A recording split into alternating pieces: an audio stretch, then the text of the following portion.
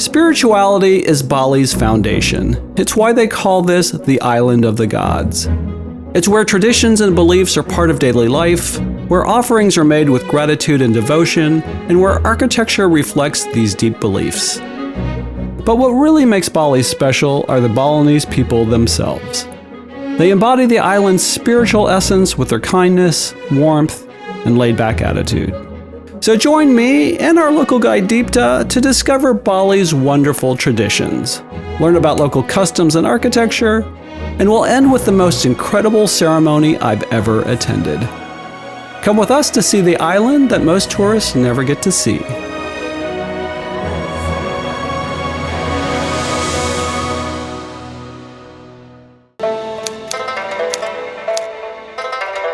Bali is a Hindu island in a Muslim sea that's mixed their own beliefs with Hinduism to create their own unique traditions. But what really sets Bali apart is how religion's integrated into everyday life. One of my favorite things about Bali is the Canang Sari, a daily offering to demonstrate gratitude.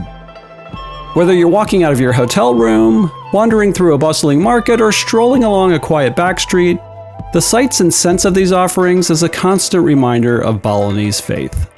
You don't only see these offerings in the city, they're common in rural areas too. This one created by local farmers as a small shrine. Driving around Bali, you see traditional Balinese architecture woven into almost everything.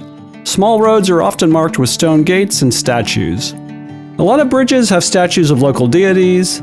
The checkered cloth represents balance and harmony between good and evil, light and dark. And it's not just statues who wear this print. And by the way, who says roundabouts have to be boring? Not in Bali. In rural areas, decorative carvings are used to mark plots of land, and you can see here that even the local farmers have a sense of design and maybe a sense of humor.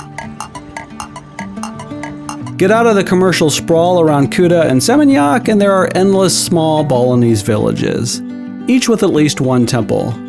Some fairly modest, but almost all incredibly beautiful and ornate. The scale and variety of temples is like no other place I've ever been. This is considered a minor temple, and so is this. It was next door to the Sori Hotel in southwest Bali where I stayed. At the end of the spectrum are these large temples like the one at the foot of Mount Agung. They call Bali the Island of 1,000 temples, but virtually every home has a family temple too. And with a population of over 4 million people, maybe they should call this the Island of 1,000,000 temples. This is the Balinese family temple, so every houses in Bali have their own temple. You often see small temples built on the grounds of public spaces, apartments, and hotels too. Universally beautiful regardless of size.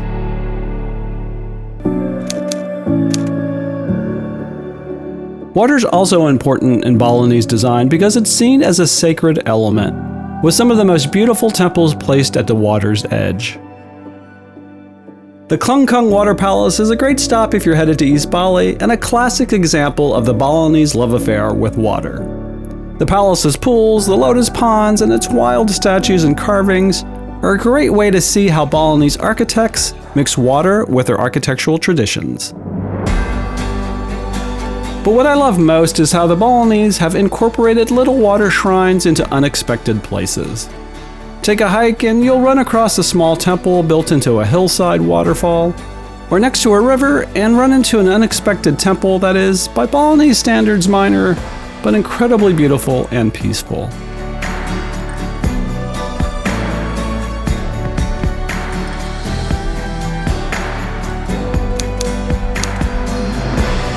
Bali's also a world leader in eco-bamboo design and construction. It's amazing and inspiring what they can make from bamboo. If you want to learn more, check out our video about the Green Village, including a tour of Bali's leading bamboo fabrication plant across the river.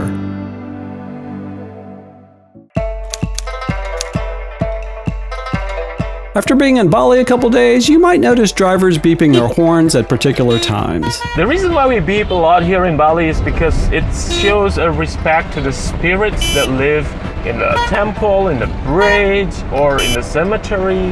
Yeah. That's why we do it.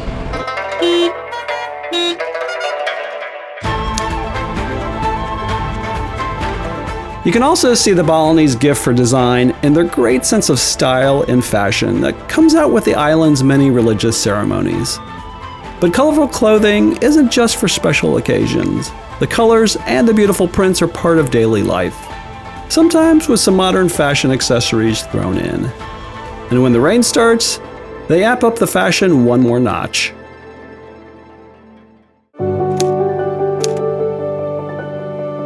Balinese Hinduism reveres nature, ancestors, and community, and those traditions are on full display during their incredible religious ceremonies. The Balinese are so open and welcoming to foreigners, and I was lucky enough to be in Bali and have a local guide to take me to the full moon ceremony at his local temple. So this is the place where the priests are going to lead the prayers, and that's the altar. That's the main part of the temple. Besides this being a religious ceremony, it's also a way for the community to get together and enjoy each other's company. An important part of the ritual is the presentation of handmade offerings made by the women and placed on this enormous offering table inside the temple. Once the offerings have been placed, the priest rings the bell to begin the ceremony. It's a symbol of prosperity.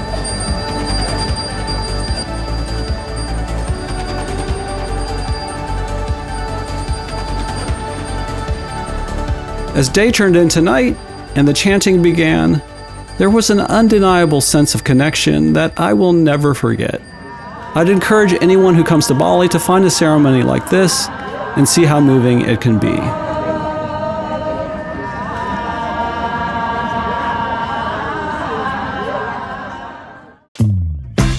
Okay, before we get to the best part of this video, you should know that we tested Bali's most unique places to stay to come up with the ultimate hotel and resort guide. We also have videos about Bali's most unique activities and what you should know before you go.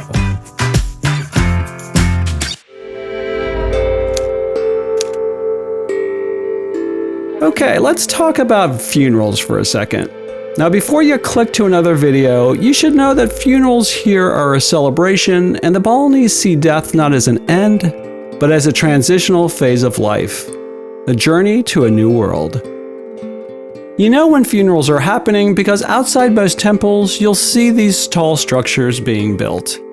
And of course, Deepta didn't get us into just any funeral, but a royal funeral, and it was one of the most inspiring things I have ever seen.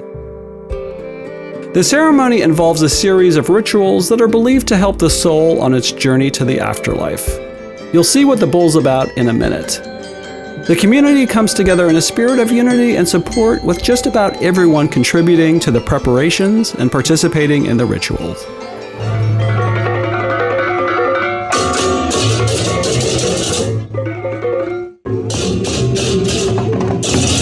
After the coffin's lifted into the tower, then over 100 guys move this tower with the body at the top through the streets. It's so tall that the power company has to take down all the power lines that cross the street. The belief that the deceased should be celebrated instead of mourned is reflected in every aspect of the ceremony.